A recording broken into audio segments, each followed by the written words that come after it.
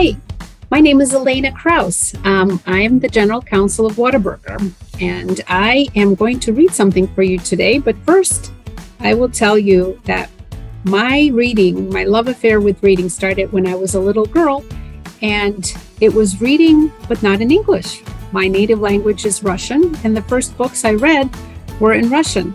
And I loved reading because it put me in a whole different world.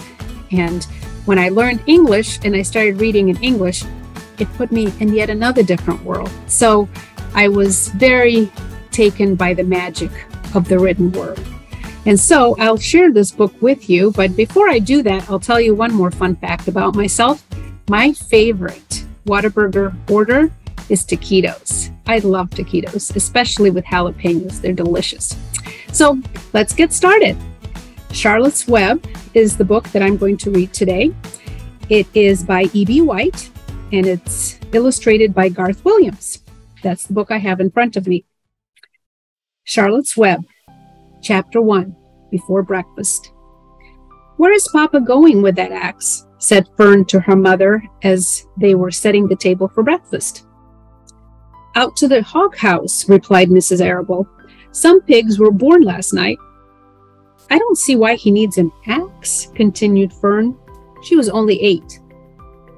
"Well," said her mother, "one of the pigs is a runt. It's very small and weak, and it will never amount to anything. So your father has decided to do away with it." "Do away with it?" shrieked Fern. "You mean kill it? Just because it's smaller than the others?" Mrs. Arable put a pitcher of cream on the table. "Don't yell, Fern," she said. "Your father is right. The pig would probably die anyway." Fern pushed a chair out of the way and she ran outdoors. The grass was still wet and the earth smelled of springtime. Fern's sneakers were sopping by the time she caught up with her father. "Please don't kill it," she sobbed. "It's unfair." Mr. Arable stopped walking. "Fern," he said gently, "you will have to learn to control yourself." "Control myself?" yelled Fern. "This is a matter of life and death, and you talk about controlling myself?" Tears ran down her cheeks, and she took hold of the axe that her dad was holding and tried to pull it out of her father's hand. "Fern," said Mr. Arable, "I know more about raising a litter of pigs than you do. A weakling makes trouble. Now run along." "But it's unfair," cried Fern. "The pig couldn't help being born small, could it? If I had been very small at the birth, would you have killed me?" Mr. Arable smiled. "Well, certainly not," he said, looking down at his daughter with love. "But this is different. A little girl is one thing. A little runty pig is another." "I see no difference," replied Fern, still hanging on to the axe. "This is the most terrible case of injustice I have ever heard of." A queer look came over John Arable's face. He seemed almost ready to cry himself. "All right," he said, "you go back to the house and I will bring the runt when I come in. I'll let you start it on a bottle, like a baby. Then you'll see what trouble a pig can be." When Mr. Arable returned to the house half an hour later, he carried a carton under his arm. Fern was upstairs changing her wet sneakers. The kitchen table was set for breakfast, and the room smelled of coffee and bacon, damp plaster, and wood smoke from the stove. "Put it on her chair," said Mrs. Arable.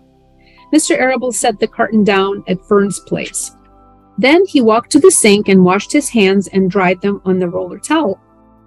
Fern came slowly down the stairs. Her eyes were red from crying. As she approached her chair, the carton wobbled and there was a scratching noise. Fern looked at her father.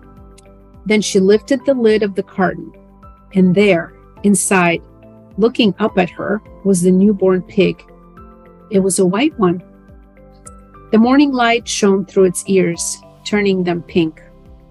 "He's yours," said Mr. Arable, "saved from an untimely death. And may the good Lord forgive me for this foolishness." Fern couldn't take her eyes off the tiny pig. "Oh," she whispered, "oh, look at him. He's absolutely perfect." She closed the carton carefully. First, she kissed her father, then she kissed her mother, and then she opened the lid again, lifted the pig out, and held it against her cheek. At this moment, her brother Avery came into the room. Avery was 10.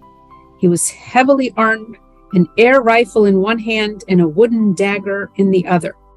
"What's that?" he demanded. "What's Fern got?" "She's got a guest for breakfast," said Mrs. Arable.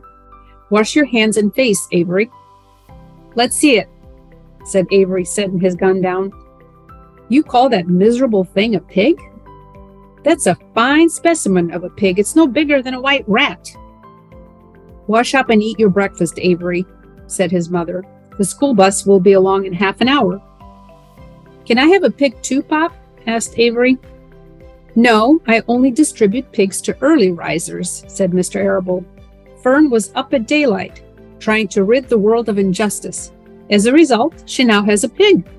A small one, to be sure, but nevertheless a pig. It just shows what can happen if a person gets out of bed promptly. Now let's eat." But Fern couldn't eat until her pig had had a drink of milk. Mrs. Arable found a baby's nursing bottle and a rubber nipple. She poured warm milk into the bottle, fitted the nipple over the top, and handed it to Fern. "Give him his breakfast," she said. A minute later, Fern was seated on the floor in the corner of the kitchen with her infant between her knees, teaching it to suck from the bottle. The pig, although tiny, had a good appetite and caught on very quickly. The school bus honked from the road. "Run, run," commanded Mrs. Arable, taking the pig from Fern and slipping a donut into her hand. Avery grabbed another donut.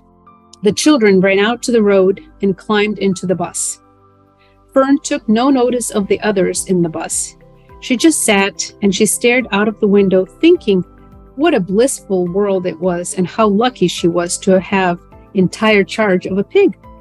By the time the bus reached school, Fern had named her pig, selecting the most beautiful name that she could think of.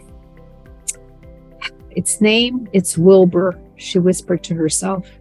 She was still thinking about the pig when the teacher said during class, "Fern, what is the capital of Pennsylvania?" "Wilbur," replied Fern dreamily, and the other students giggled. Fern blushed. And that is the end of chapter 1. Thank you.